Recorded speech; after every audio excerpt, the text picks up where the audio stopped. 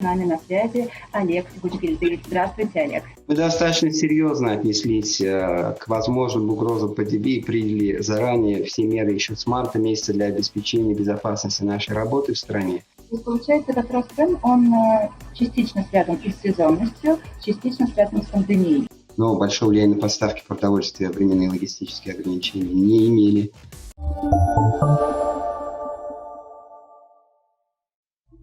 Добрый день, друзья! Проект Азия Плюс онлайн продолжается, и все мы понимаем, что во время пандемии опасности подвергаются многие сферы нашей жизни. В частности, закрытие границ, карантин и другие факторы, они негативно сказываются на сельском хозяйстве. Но у нас в республике функционирует продовольственная организация ООН, она называется ФАО, и сегодня мы поговорим о том, как нынешняя ситуация сказывается на фермерах, как она сказывается на ценах на продовольствие и что делается для решения возникших проблем.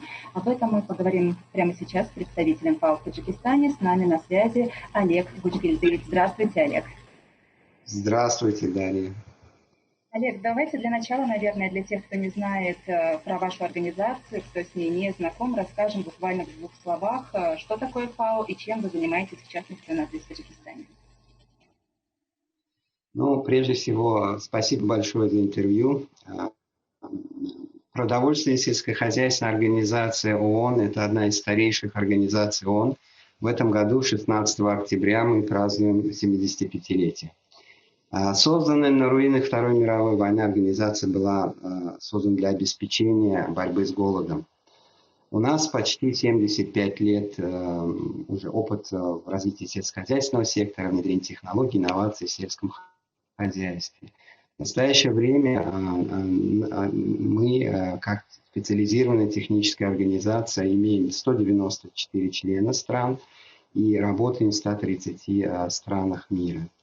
В Таджикистане мы работаем с 1996 года, нас внесли большой вклад в восстановление сельского хозяйства в послевоенном Таджикистане, развивали систему частной ветеринарии, животноводства и работали в других областях. В настоящее время, как специализированное агентство ООН, мы предоставляем технические услуги по различным направлениям развития сельского хозяйства. Совместно с Министерством сельского хозяйства мы поддерживаем реформу сектора, что включает в себя институциональные изменения, разработку стратегий, как, например, очень важная стратегия по пищевой безопасности, внедрение инновационных подходов для интеграции малых фермерских хозяйств в так называемые продовольственные ценовые цепочки от поля до потребителя и общее развитие внедрения новых технологий. Наш портфель включает более 15 проектов общим бюджетом около 8 миллионов долларов, что не так уж много, но, как я уже сказал, это очень специфичные технические проекты, внедряющие инновации в сельском хозяйстве. Под новым руководством ФАО с 2019 года внедряет процесс реструктуризации организации. У нас объявлена очень важная инициатива, которая называется «Рука об руку». Таджикистан был приглашен и был включен в эту инициативу с марта 2020 года. Поэтому Таджикистан является одной из важных стран в портфеле инвестиций ФАО, в портфеле наших работ на глобальном уровне, на региональном, а также на местном. Спасибо. Олег, вот насколько я знаю, ФАО обеспечивает мелкие фермерские хозяйства инструментами, животноводческими кормами, семенами, возможно, другими какими-то аграрными ресурсами. И все это предполагает физическое присутствие людей. Но в последние месяцы вирус помешал многим быть на своих рабочих местах, к сожалению. И вот мы хотели бы узнать, могли ли вы продолжить вашу работу вот в этих сложившихся условиях? Мы достаточно серьезно отнеслись к возможным угрозам ПДБ и приняли заранее все меры еще с марта месяца для обеспечения безопасности нашей работы в стране.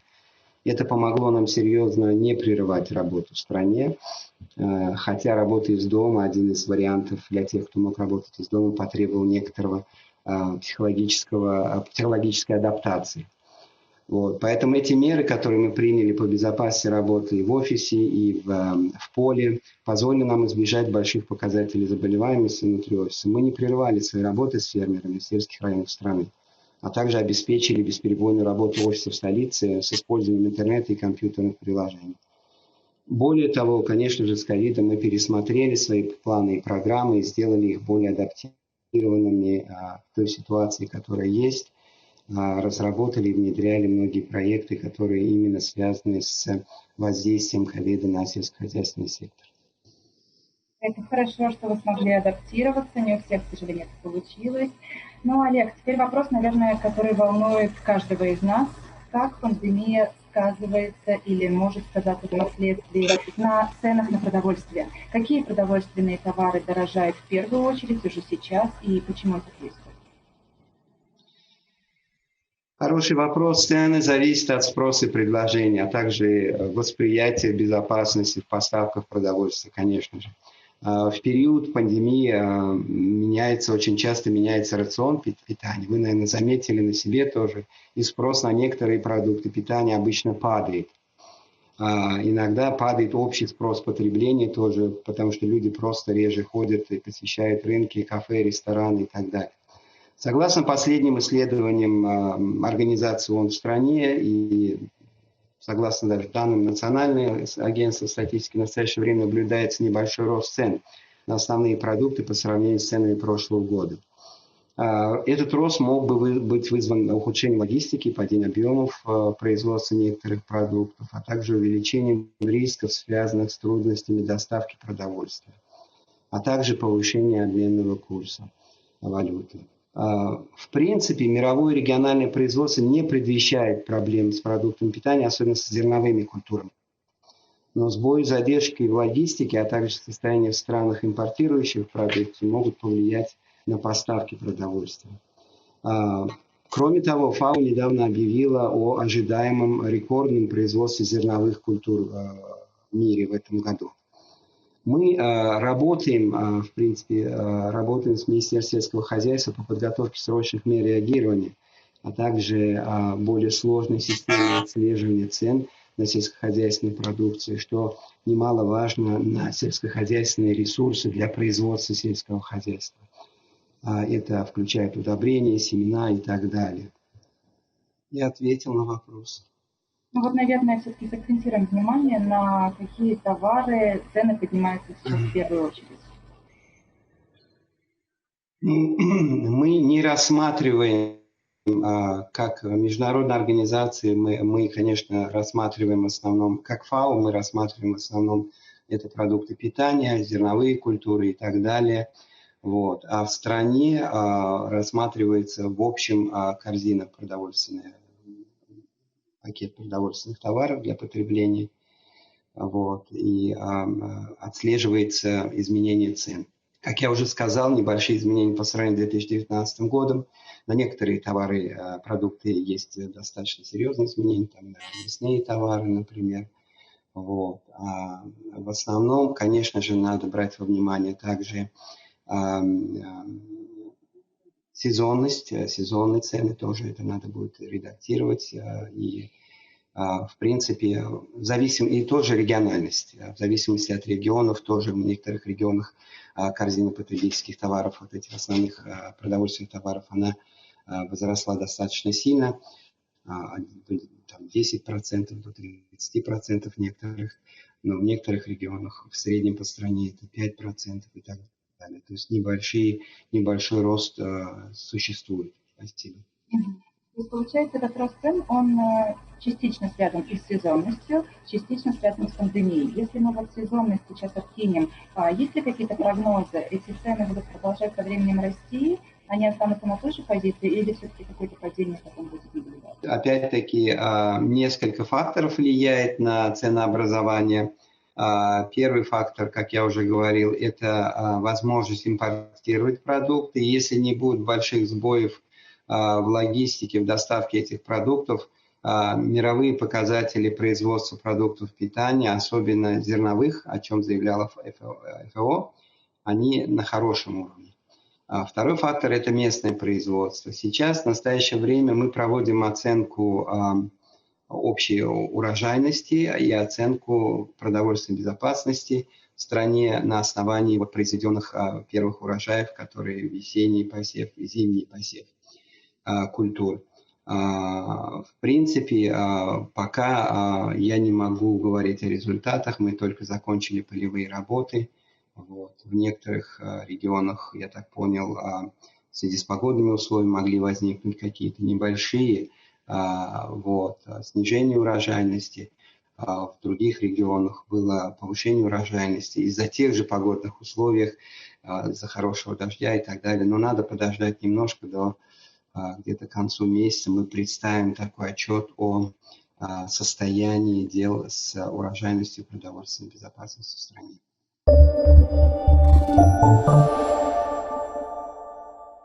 Закрытые границы, понятное дело, неблагоприятно влияют на доходы тех, кто производит продукты питания внутри страны. Есть ли у вас какие-то данные, насколько это отразилось на наших таджикских фермерах? Сколько хозяйств, возможно, закрылись или вынуждены будут закрыться в ближайшее время? В начале года мы тоже беспокоились, что закрытие границ, в принципе, может привести, повлиять на возможность импортировать продукты питания, а страна зависит от импорта продовольствия. Но большое влияние на поставки продовольствия временные логистические ограничения не имели, хотя повлияли на цены, конечно же, задержки тут и риск вложений и так далее. Во всяком случае, сейчас доступность продуктов питания на рынке не вызывает большого сомнения. Большой вопрос – это, конечно же, доступность продовольствия для населения. Это отдельный вопрос, который необходимо поднимать и так далее. Если мы говорим об экспорте продукции, потому что Таджикистан экспортирует достаточно много продукции, и, в принципе, официальные показатели экспорта увеличились в этом году. И экспорт достаточно хороший, налажен и в страны ближнего зарубежья, как Афганистан, и в Россию, и так далее. Но, конечно же, были люди, которые пострадали от того, что они могли поставить свои товары, экспортные товары. Особенно это касается свежих продуктов, произведенных в Таджикистане. И, конечно же, мы говорим здесь о мерах, которые можно было предпринять, и предпринимаются попытки предпринять меры о том, чтобы, например, создать зеленые коридоры. Но зеленые коридоры не являются полным решением проблемы, потому что необходимо также восстановление доверия и помощь бизнесу в уменьшении рисков вложений сейчас, потому что ситуация очень неопределенная, и многие закупщики товаров из-за рубежа, они в общем-то, не хотят рисковать и закупают продукты заранее, потому что есть много рисков по доставке этих продуктов конечному получателю. Поэтому очень важно, конечно же, для тех фермеров, которые раньше занимались поставками, теперь не могут поставить на экспорт, принимать меры по перепрофилированию их производства, ориентировать их на местный рынок.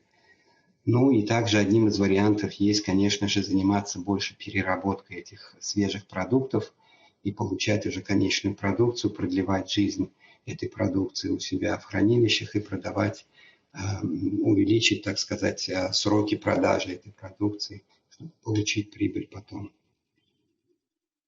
Рекомендации, конечно, замечательные, но, мне кажется, не всем всегда легко так быстро перепрофилироваться. Есть ли у ФАО какая-то программа поддержки таджикских фермеров, именно которые работают в условиях пандемии?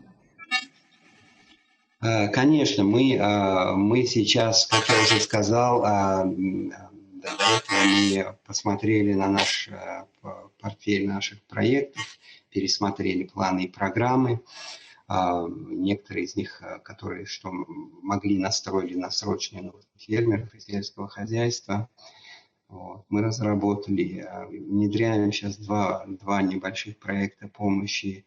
Один проект помощи Министерства сельского хозяйства по именно оценке продовольственной безопасности, налаживанию системы мониторинга цен за сельскохозяйственной продукцией, а также за сельскохозяйственными ресурсами, а также повышение потенциала по мониторингу мировой ситуации в области производства продуктов питания.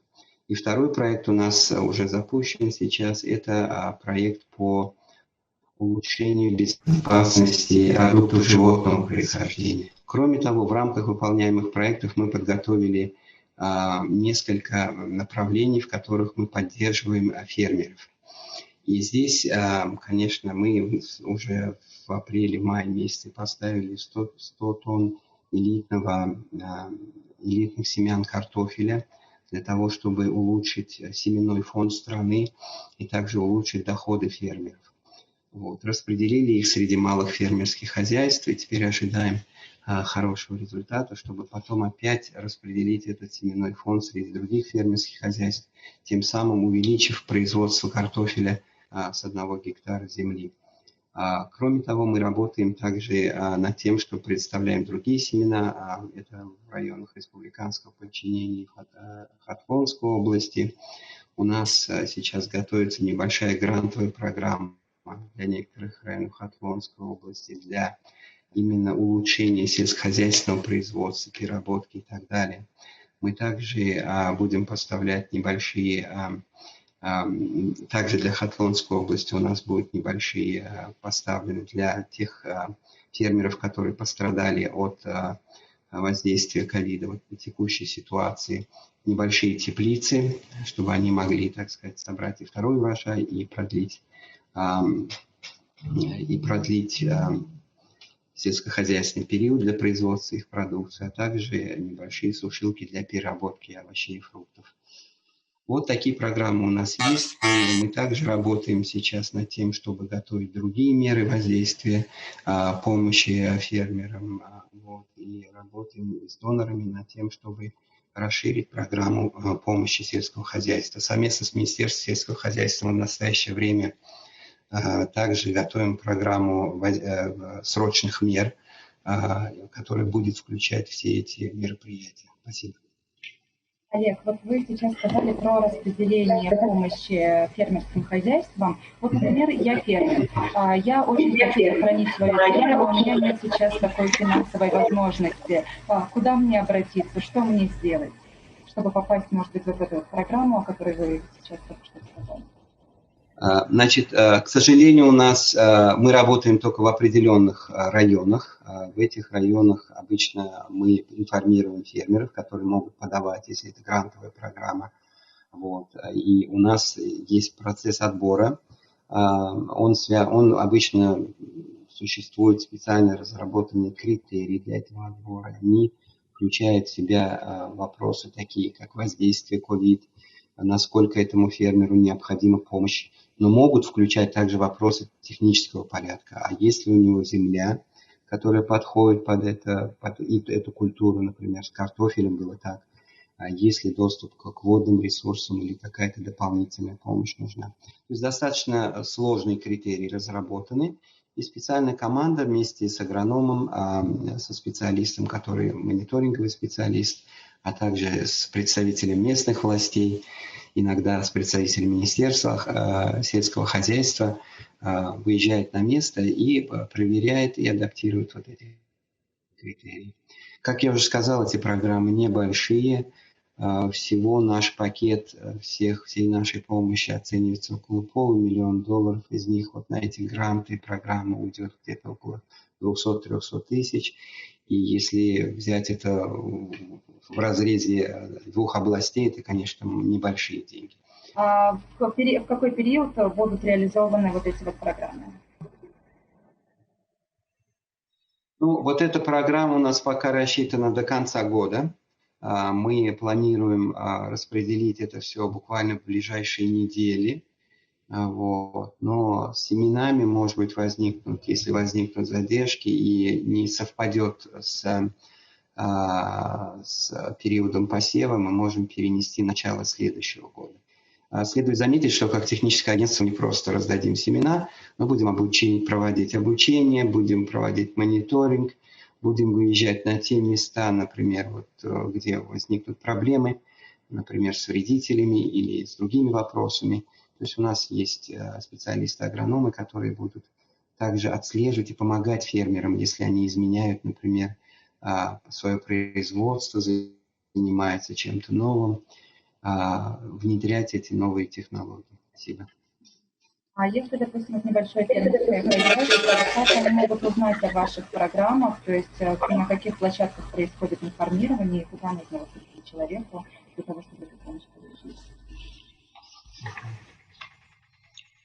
Хорошо. Это прежде всего, конечно же, они могут связаться с нашим офисом. Мы всегда готовы предоставить эту информацию. У нас в тех районах, в которых мы будем работать, обязательно мы будем информировать, чтобы был доступ людей к подаче к данным грантам или к данной поддержке, потому что семена там, или теплицы и так далее. Вот. И они могут обращаться напрямую. Если нет, тогда можно обратиться в офис НФО. Это Рудаки 27, мы всегда готовы предоставить информацию. Спасибо вам большое. Олег, мы ничего самого важного не упустили в рамках нашего сегодняшнего диалога? Насчет, конечно же, я что не сказал, это вот о необходимости поддержки малых фермерских хозяйств, потому что в рамках пандемия больше всего страдают это мелкие фермерские хозяйства, потому что у них и есть ограничения на поездки, и есть логистика дорожает, и есть другие ограничения, доступ к ресурсам сельскохозяйственным, например, средства производства и удобрения, и семена значительно дорожают. Вот. Кроме того, многие мелкие фермерские хозяйства, они зависят очень сильно от внешних факторов, например, от тех денег, которые зарабатывают мигранты, потом присылают домой, они вкладываются в сельское хозяйство. Это мы много раз видели в сельской местности. Вот, поэтому очень важно и для нас, и для других международных организаций, и для фермеров, и для государства принимать меры по поддержке. И тут не только должно быть ограничено какой-то адресной помощью, здесь надо же также и вводить меры государственной поддержки, это очень важно. Я думаю, и надо подумать о том, чтобы облегчить налоговое бремя, хоть оно сейчас небольшое. Надо думать о том, чтобы предоставлять льготные финансирование для таких хозяйств. Также очень важно открыть доступ к мелким фермерским хозяйствам, к рынкам, потому что когда рынок уменьшается, конечно же, первый, кто теряет доступ, это небольшие производители. Поэтому в этом плане тоже надо работать, и мы тоже хотим работать с усилением, также внедрением, так сказать, современных технологий, платформ электронных и так далее. Вот, скорее всего, я вот это еще не упомянул. Вот, То есть это те рекомендации, которые, в частности, поступают от вашей организации по структурам, и на какой стадии, допустим, рассмотрения или реализации вот этих рекомендаций они сейчас находятся? Прежде всего, вопрос очень хороший. Мы совместно работаем очень с министерством, гармонично, я бы сказал, работаем с Министерством сельского хозяйства по реформе сельского хозяйства, сектора всего, а также по разработке сейчас экстренного плана, доработке экстренного плана по восстановлению сельского хозяйства, уменьшению воздействия социально-экономических проблем, которые возникли в связи с ковидом на данный сектор. Вот. Сама реформа сельского хозяйства очень поддерживается правительством, президентом. Но, конечно же, когда международная организация предлагает коренные изменения, структурные изменения или принятие каких-то основополагающих стратегий, документов, это требует времени, потому что это требует времени не только иногда и требует это и предпосылок для восприятия, требует времени для изменения мышления. Вот. Но мы, как организация, основанная странами-участниками, мы работаем по запросу стран-участников и наших проектов. Все проекты у нас исходят либо от госструктур, либо от наших партнеров, то есть основаны на нуждах и запросах стран-участников. Поэтому все, что мы разрабатываем по запросу правительства или партнеров, обычно принимается. Конечно же, всегда есть вопрос устойчивости внедрения наших инвестиций или наших, как сказать, интервенций. Вот. Но это он стоял всегда. Спасибо. Ответили на ваш вопрос? Да, надеюсь. конечно. Спасибо вам большое за беседу и за ту работу, которую вы проделываете. И хочется, чтобы, конечно, последствия пандемии, они скорее растворились как страшный сон, и чтобы все программы были уже направлены на не на разрешение каких-то проблем, а на наращивание потенциала. Спасибо.